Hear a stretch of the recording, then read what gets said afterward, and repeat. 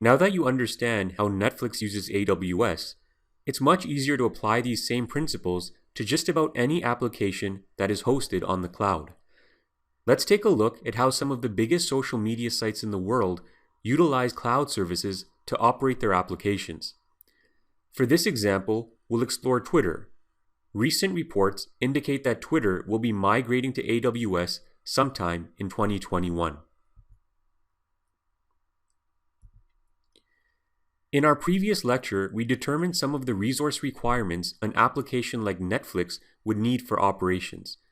This included scalable disk space, scalable computational power and memory, load balancing across global data centers, security, monitoring, analytics, and budget controls, utility-style billing. Although Netflix serves an entirely different purpose than Twitter, it shares many of the same resource needs from a technological standpoint. You can think of a social media network as a repository of content in the form of text, images, audio, and video. As a matter of fact, Facebook is known as the world's largest. It's estimated that Facebook generates 4 petabytes of data per day, which is the equivalent of 1 million gigs. As reported by Forbes, Twitter hit 1 trillion tweets as of February 2019. Twitter also announced the migration of 300 petabytes of Twitter storage over to Google Cloud.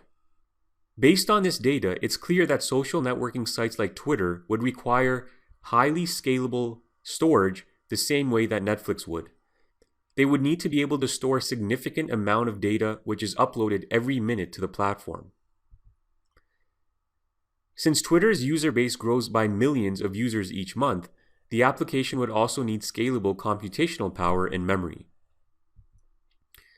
Like Netflix, Twitter also serves a global audience.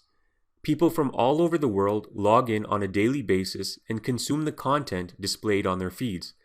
This means Twitter needs to load content from different data centers which are in close proximity to its members. Twitter also needs scalable network resources such as bandwidth. As with most apps, it needs budgetary controls and analytics tools to monitor performance and other metrics.